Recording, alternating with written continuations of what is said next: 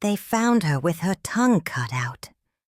Mama Toyin, the woman whose voice had carried the heartbeat of Dowu village for 70 years, lay beneath the sacred baobab tree in a pool of blood, black as motor oil.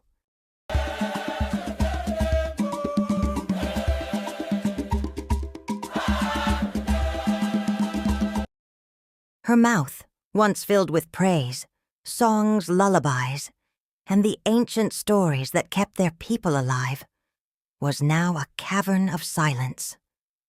The killer had taken her voice, but they had missed the real prize. Chief Inspector Teni Adeola crouched beside the mutilated body as the Harmattan winds whispered secrets through the leaves above. In Mama Toyin's death grip, clutched so tightly it took 2 men to pry free, was a single cowrie shell, not from her ceremonial collection.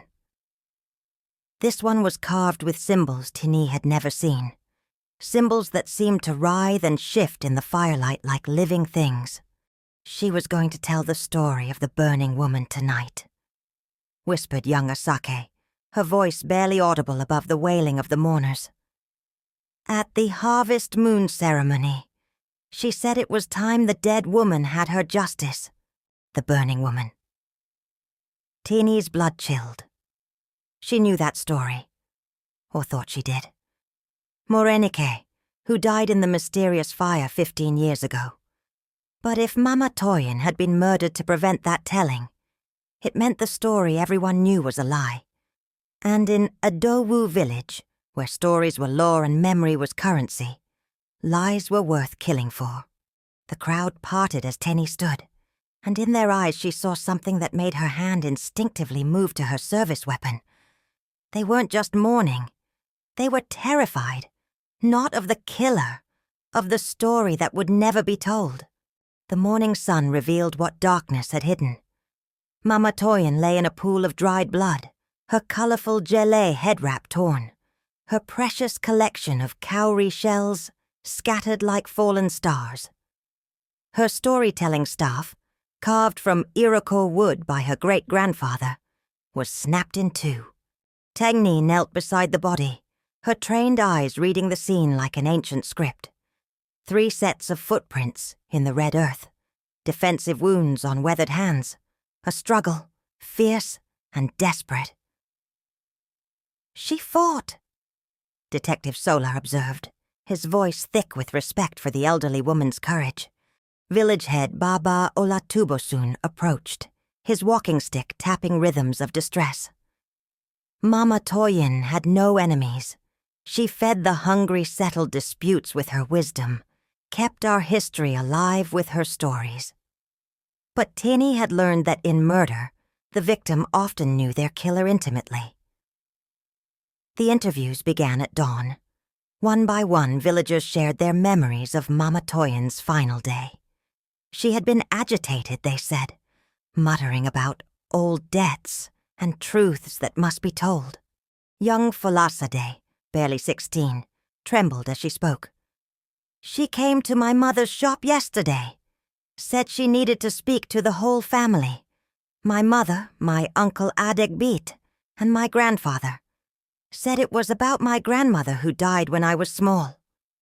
Uncle Adegbite. Teni's pen paused. He'd been notably absent from the crowd of mourners. They found him at his palm wine bar on the village outskirts, his hands shaking as he served customers with forced cheer. When Tini showed her badge, his calabash slipped from trembling fingers, spilling palm wine like tears on the dusty ground. "I was here all night," he stammered before anyone asked. "Ask anyone." But no one could verify his whereabouts after midnight. The pattern broke when they searched Adegbit's compound. Hidden beneath loose floorboards, wrapped in ancient Adir cloth, they found documents that made Teni's blood froze. Land papers, forged signatures, and photographs of a woman who looked remarkably like young Folasade. "Morenike," Baba Olatubosun whispered when shown the photographs. "Folasade's grandmother. She died 15 years ago in that terrible fire. Lost everything. Her house, her land, her life savings hidden in the walls. The fire that had made Adegbit wealthy overnight. The fire whose insurance money had built his bar, bought his car, educated his children in the city. Mama Toyin hadn't just been the village storyteller. She had been its memory keeper, its living archive of births, deaths, marriages, and murders disguised as accidents. They brought Adegbit in as the sun bled orange across the sky. In the police station's harsh fluorescent light, his guilt sat on him like a heavy blanket. But he remained silent, his jaw set in stubborn denial. It was Sola who broke him, not with violence, but with Mama Toyin's own weapon, storytelling.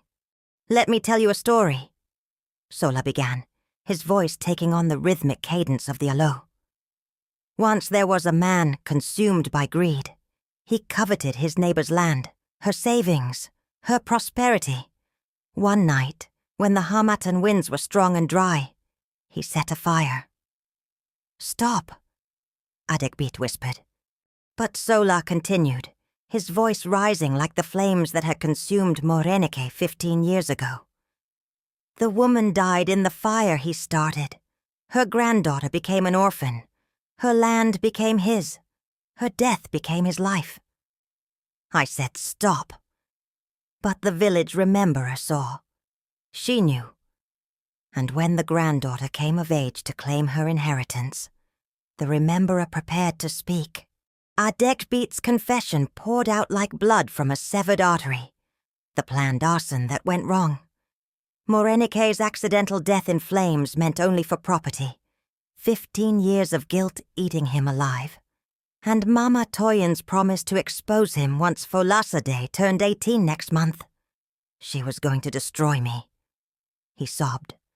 "Take away everything I built, everything I am. You built your life on murder."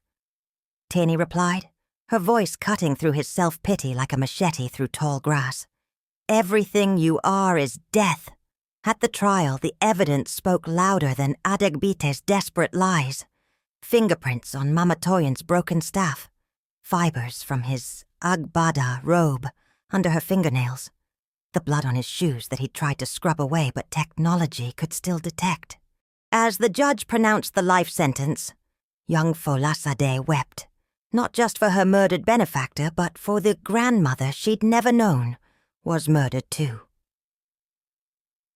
The night after the verdict, something remarkable happened in Edowu village. The drums began to beat again. Not in celebration, but in mourning. A complex rhythm that honored both the dead and the living, that acknowledged how justice, like truth, often comes wrapped in sorrow. Years later, Teni returned to the village for the memorial service. Under the baobab tree where Mama Toyin died, young Folasade stood with Mama Toyin's carved storytelling staff, carefully repaired with golden thread in the Japanese tradition of kintsugi. Making the break part of the beauty, the elders say I should carry on her stories, Folasade said, her young voice already carrying the weight of generational memory. But I want to add new ones too. Stories about women who refuse to be silenced, about truth that refuses to stay buried, about justice that comes even when the path is soaked in blood. As the girl began to speak, her voice rising and falling in the ancient patterns of oral tradition, Tini realized she was witnessing something profound, the cycle continuing. The memory keeper replaced, the dead living on through the living. But as she walked away, one question haunted her steps.